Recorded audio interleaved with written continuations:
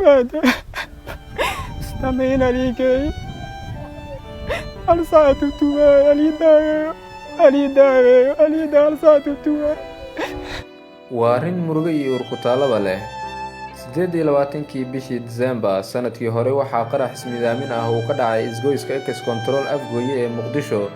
qaraxaasi oo galaaftay nolosha boqolaal Soomaali ah halka kuwa kalena dhibaatadii qaraxaasi ka soo gaartay ay weli la daaraadhacayaan subaxnimo Sabti ah saacaduna ay ahayd 7:00 subaxnimo ayuu dhibane Axmed Cumar Yuusuf ka soo baxay gurigiisa oo ku yaala deegaanka Aalasha Biyaha si uu maalinkaasi qoyska oo ka kooban 3 caruur ah iyo hooyadiisa si uu ugu soo shaqeeyo balse waxa uu la kulmay wax uusan filanayn xaafadan oo ka soo baxay oo subax ay tahay subaxnimo ay tahay wax ka dhigay amal waa soo kacay shaqo mari shaqadii waxa leedahay meesha maanta shaqo mataal la dhahay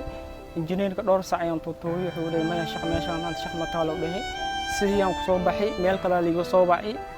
marka meesha kale markii liiga soo baxay oo sii socdo ayaa baaburkii Ex Control oo joogo ayaa baaburkii kala celinayay oo baabur si kuulami sameeyaan si jidka ay u maraan marka aniga baaburkii hadan shaqadii hadan anoo liiga dharrooy nolomaadkiis maalintaas habeen kasta waa qaday wax aan haysto ma laha ma fahmino deena ku noolaay deena liiga qashbadna liiga rawi waalidkayga aniga wax iga suwaayeen ilmahana ujeedada aniga in wax iga suwaayeen macal qoyskeeya ma fahanti markii ilaas ay tahay hadan maalintii anoo ku fikirayo maxamedo shaqadii waan laga dhado jidkiina waa waxay yahay maxaa sameeyay harqad oo aalaada lama sheey mugta dadkii jid loo furay oo kuwan laami sameeyaan ilaas ay tahay jidka baaburkii waa ka degi laba tilaab makan qaaday qadaxaan la kulmay marka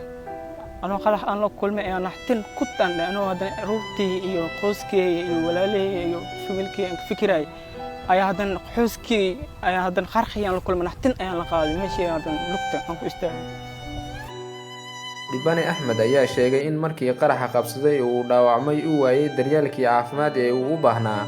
waxa uu la ooyinayaa sidii loola dhaqmay markii isbitaalka la geeyay jibi walaal waxaan dareemay in wadan dhibaatadaas aan la kulmay cid qaada waasi aan waay nin walba dadkiisu uu orday wala qaadariina iyo waqtiita waxa sameeyay ماذا استمعين عليك أرسلت توا أليدا أرسلت توا Abu Cumar Yuusuf Qaasim oo ah aabaha dhalay Axmed Cumar ayaa sheegay markii uu maqlay in wiilkii ay ku tiirsanayd noloshooda uu ku dhaawacmay qaraxii Ex Control inuu mir daboolmay isla markaana uu ka soo lugeeyay beer ku taala duleedka Afgooye telefoon la isoo diray telefoon markii la isoo diray waa khaway telefoonka abaar laba saac ana war waablig way war mu way markaan soo baxay alaan qarash ma haysan doon waa soo lugay shilin kun jeebkeem ku jiro waa soo lugay waa soo socdo markaan soo lugay waxaan helay macnaa dad oo meel iska socdo dadkii aan dhay walaalow aniga duruuftaas ay wiilkii dhaawacmay haddaan isbitaal madiino markay ku sugan yahay duruuf ay haastee bal wax siiyaan intaan ku dhameystiray bawran ku raacay dadkii waxay siiyaan lacag macnaa oo 5 kun shilin siiyaan bawrkiin waxa lagu raacaa 20 kun lagu raacaa kadib hadina macnaa waa la ii wacay intee soo joogtaa war ana waxaan soo joogaan digfee maarta waxaan soo joogaa banaadir soo joogaa waa soo lugay ana kharash ma haystay haleen meesha macnaa nin jawax xukumo jeebkii badi wax isku jiro ana bagaaji haas maxaa isma biyo shibilka oo kuleel oo meelaha yeelo aan leey macnaa si arrinta kale ee murugada leh oo dhibane Axmed uu inoo sheegay ayaa waxa ka mid ah inuu ku jiray dadkii loo qaadeeyay caafimaad dibadda laakiin faquuq dartiisa looga reebay safarkaasi waa ka mid tahay waxaan ka mid tahay koowaad labaad saddexaad ka mid tahay infaanti anoo been ku sheegay labaad saddexaad qof saddexaad ayaan ka mid tahay waliin bisir magacaaliga qoray waa lagu qaadaa lacaawad walaana gaasi waa lagu qaadaa markii ma jajas dhinac maray warninkan uu jabsiiyay haddii baan ay shahaadaan nin isbitaal madiina ka shaqeeyo oo meesha joogo ay hal saac uu tuutuway warninkan qaada wuu qoran yahay may maqaadeen ninkan maqaadeen wuu qoran yahay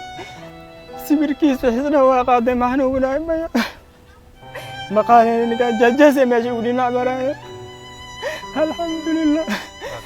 lugtii way urtay هذا سيتا هذا تخطيرت وماشي اسكجيفا سيتا هذا وما waa tahay oo u jeedaan Axmed Yuusuf qoyskan ka kooban 3 caruur iyo hooyada dhashay iyo aabihii dhalay oo isaga hormuud u ahaa isla markaana uu xooggiisa ugu shaqeyn jiray maanta waxay la oonayaan inaysan haysanin wax ay cunaan isla markaana gaadiidkii u shaqeynaya oo ah Axmed oo xoog u ahaa cidana uu lugti ka go'an yahay qaraxii ex control ee afgooyana uu ku waxyeeloobay guud ahaan ummadda Soomaaliyeed iyo cid walba wax haysata iyo dawladda federaalka Soomaaliya oo ugu horeeyay madaxweyne Farmaajo iyo ra'iisul wasaare Khayre iyo hay'adaha gargaarka bixiya waxay ka codsadeen ciidan inay soo caawiyaan isla markaana taageero ay u fidiyaan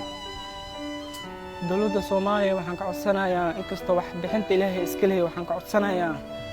waxaan ka codsanayaa kulay way u jeedaan caruurteeda iyo waalidkeeda u jeedaan aniga way ii jeedaan dhaawaceena u jeedaan iyo meeshan ku noolahay waxaan ka codsanayaa gurmad degdeg ah inay ii fidiyaan oo nolosheeda maareeyo iyo waalidkeega aniga si waxaan ugu taliyay waalidkeega inay u tiirsiin hadda ma fahanteen hadda walaana been ku sheegay meesha hadda aan fadhiyo hashinka cunoon hadda dadka masaakiinta oo macna dadka beelaha degan ala isoo qaqaarumoyn sidii guri aan ku nool wax lagu siino baamno ku shilin had waalidkeega jeebkana ku soo bixiyo waa kana ima dhaho waxba ma haastan wax ka keenay farceeyna faqiir waxba ma haastan caalamka muslimiinta meel kasta ka joogan wiilkeena waqto caalamiinta meel kasta wiilkeena wax qabta wiilkeena rugtiisa خاص أهان عالمين